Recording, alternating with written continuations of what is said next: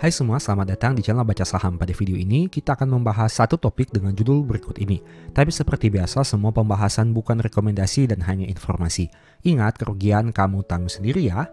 Nah, pada video kali ini, saya kembali lagi akan membahas salah satu komentar dari subscriber YouTube Baca Saham dengan informasi sebagai berikut. Akan ada perbedaan hasil hitungan bila harus nambah average down. Sahamnya tak pernah jadi nol di hitungan yang ada di atas kertas, karena modal yang dikeluarkan akan terus nambah. Itu artinya dengan 10% dividen butuh 10 tahun untuk dapat saham nol. Dalam hitungan reinvesting, cukup 7 tahun portofolio akan jadi double, atau modal untuk beli saham awal sudah BEP dengan modal yang masih utuh. Ini merupakan komentar untuk video dengan thumbnail seperti ini, yaitu harga saham jadi nol. Jika kamu ingin nonton videonya, silahkan kamu nonton saja di channel YouTube Baca Saham. Dan pada video kali ini, saya mau membahas komentar dari subscriber tersebut. Kita akan menampilkan dua skenario. Yang pertama, dividen itu masuk ke rekening untuk mengurangi harga belinya. Dan yang kedua adalah bagaimana jika dividen itu kita reinvestasikan. Apa dampaknya di dalam portofolio kita? Mari coba kita hitung. Sekilas bagi kamu yang belum nonton video tadi, ini merupakan rekapannya. Diasumsikan kita menggunakan harga saham di angka Rp5.000 dan kita belikan saham 1000 lembar saham. Untuk modalnya adalah 5 juta rupiah dan dividen per lembarnya adalah 500 per lembar atau sekitar 10% dari harga sahamnya. Nah, untuk skenario pertama ini bagaimana jika dividen itu kita ambil atau masuk ke rekening dengan asumsi dan pola pikir dividen itu bisa mengurangi harga beli. Pada tahun pertama dengan lembar saham 1000 lembar saham, kita akan menerima dividen 500.000 dengan perhitungan lembar saham dikali dengan dividen per lembar. Itu artinya dengan modal awal kita 5 juta rupiah, dengan kita menerima dividen 500.000 di rekening, maka diasumsikan modal awal kita berkurang dari yang awalnya 5 juta menjadi 4.500.000. Pada tahun kedua, kita terima lagi dividen 500.000. Nah, itu artinya modal awal kita yang awalnya 4.500.000 berkurang menjadi 4 juta. Hal yang sama terjadi di tahun ketiga dengan terima dividen 500.000, modal kita menjadi 3.500.000. Tahun keempat, modal kita menjadi 3 juta.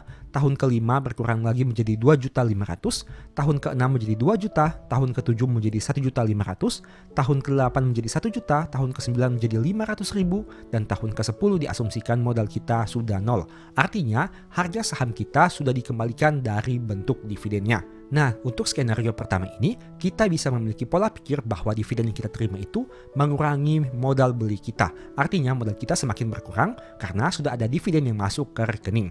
Dari contoh ini kamu bisa lihat adanya konsistensi untuk lembar saham dan dividen yang kita terima. Kita memiliki 1000 lembar saham yang tetap selama 10 tahun dan menerima dividen dengan angka yang tetap yaitu 500.000 selama 10 tahun. Pada kenyataannya hal ini sulit terjadi. Kita akan bahas kepada skenario yang kedua. Tapi dari sini kamu bisa lihat untuk skenario pertama butuh waktu sekitar 10 tahun untuk balik modal hanya dari dividen saja. Dengan mengasumsikan dividen itu kita terima dan masuk ke rekening dan mengurangi harga beli kita. Kita masuk kepada skenario yang merupakan komentar dari subscriber yang tadi. Kita menggunakan reinvestasi dividen. Skenarionya sama, harga saham 5.000, beli 1000 lembar saham, modal awal 5 juta dan dividen per lembar Rp500 per lembar saham. Pada tahun pertama lembar saham kita adalah 1000 lembar saham dan kita terima 500.000 sama seperti yang tadi. Nah, tapi bedanya di sini 500.000 ini tidak kita tarik masuk ke rekening tapi kita reinvestasikan atau kita belikan saham. Dengan harga saham Rp5.000 artinya uang 500.000 ini kita bisa memperoleh 100 lembar saham. Itu artinya di akhir tahun pertama total lembar saham kita sudah menjadi 1.100. 1000 lembar saham di awal ditambah dengan 100 lembar saham yang kita reinvestasikan dari dividen.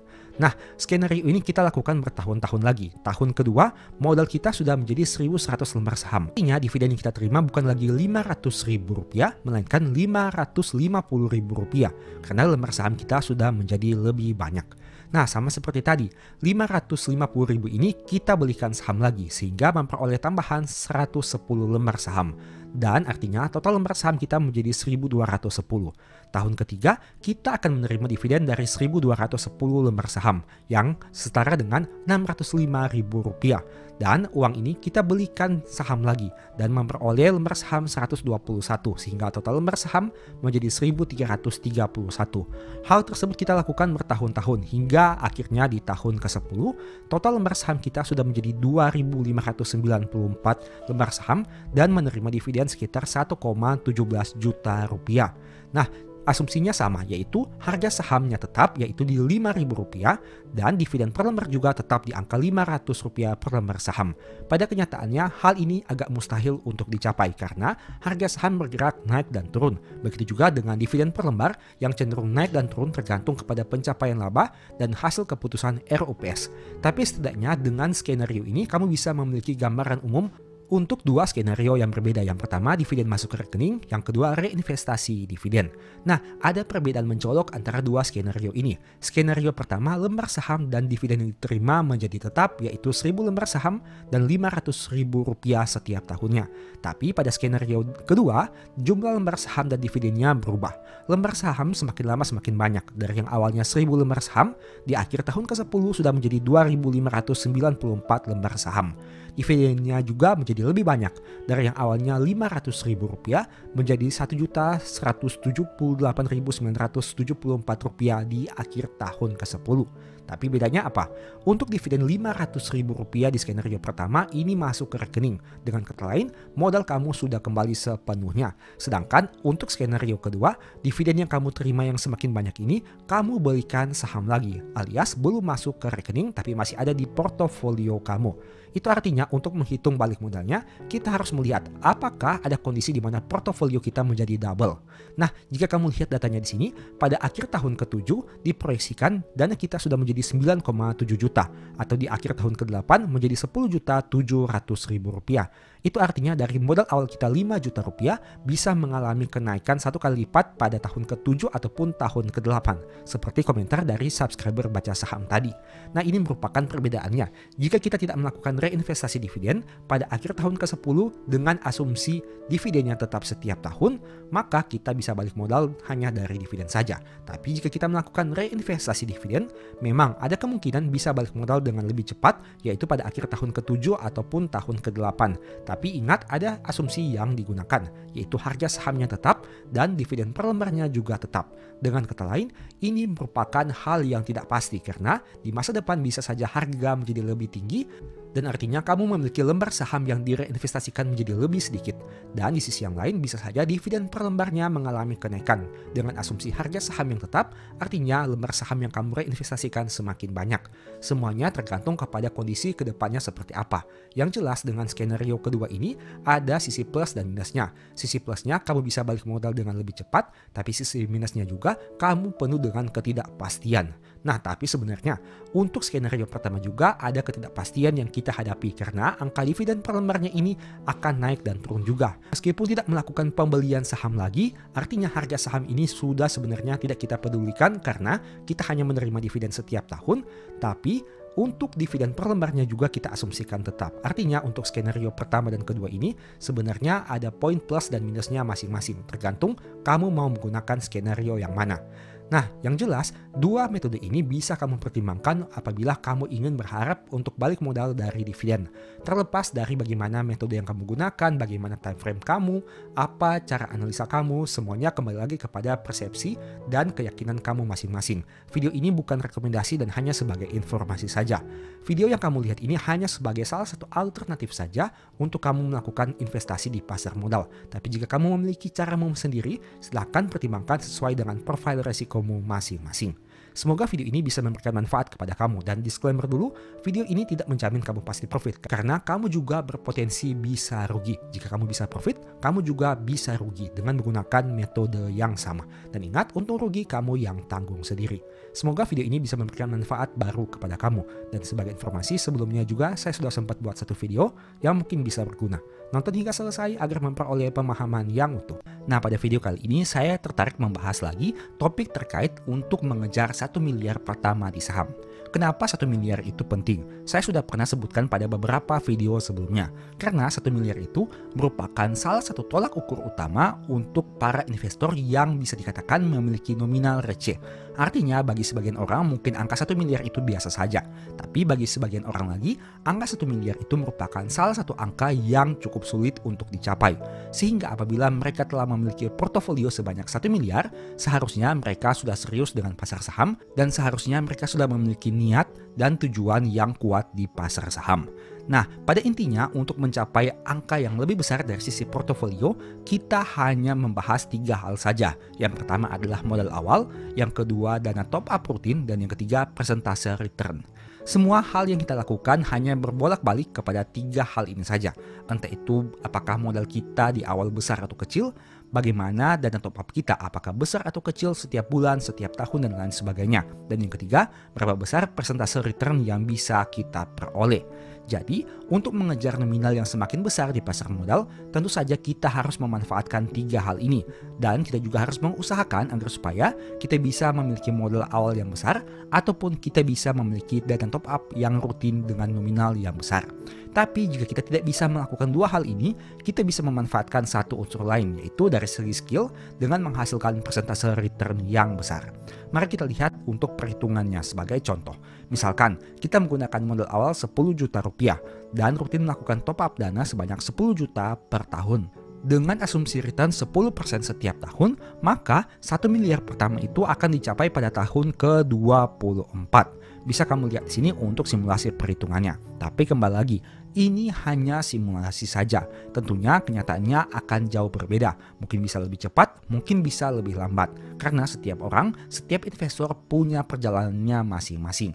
Kita tidak tahu kapan kita bisa mencapai angka 1 miliar itu. Apakah tahun ini, tahun depan, 10 tahun depan, 15 tahun depan, atau dan lain sebagainya. Yang jelas berdasarkan simulasi ini, kita bisa melihat secara kira-kira bagaimana pertumbuhan portofolio kita dari tahun ke tahun dengan menggunakan beberapa asumsi yang tadi saya katakan, yaitu modal awal, top up dana, dan persentase return. Nah, kembali lagi, pada kenyataannya angka simulasi ini tidak akan seindah dengan kenyataannya. Tapi setidaknya dengan data ini, kamu jadi bisa memiliki gambaran kira-kira bagaimana dana kamu bisa bertumbuh dengan modal, dengan dana top up, dengan persentase return yang kamu hasilkan saat ini. Misalkan kita ambil contoh lagi, kita memiliki modal awal 10 juta rupiah, tapi kita memiliki top up dana katakanlah 20 juta per tahun. Maka dari yang tadinya di tahun ke-24 akan mengurang menjadi tahun ke-18 untuk mencapai angka 1 miliar pertama.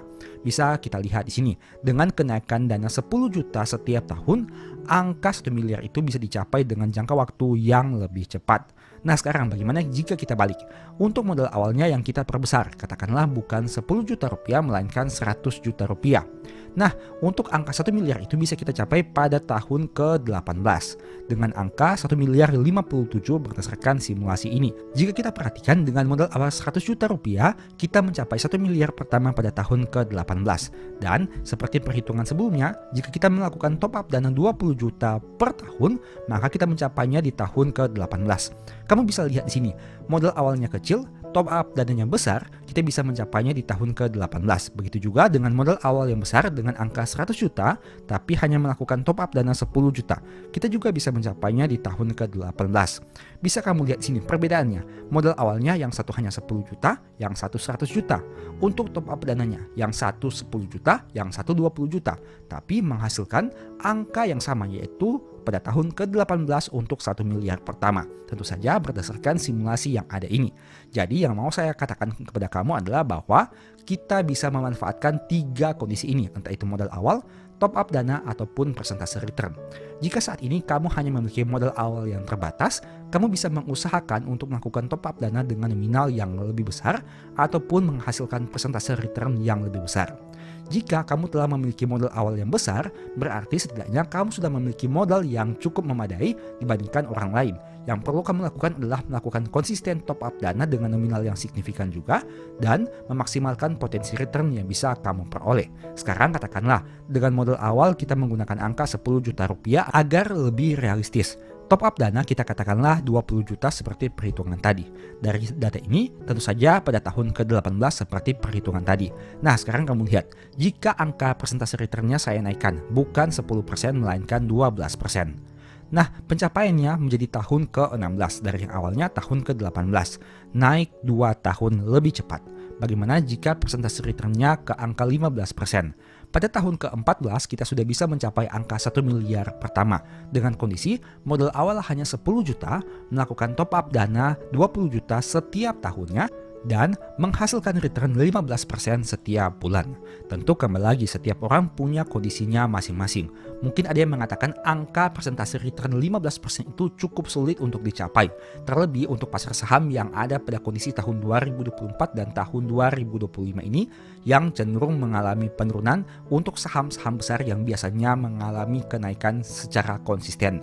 Nah, tapi kembali lagi, angka katakanlah return 15% ini kita bisa lakukan siasat dengan misalkan kita mencari angka untuk 7% dari sisi dividennya sehingga kita bisa memanfaatkan untuk selisih dividen tersebut yang perlu kita capai untuk mencapai target portofolio kita setiap tahunnya. Dengan adanya persentase dividen 7%, kita tinggal mencari 8% dari sisi capital gain.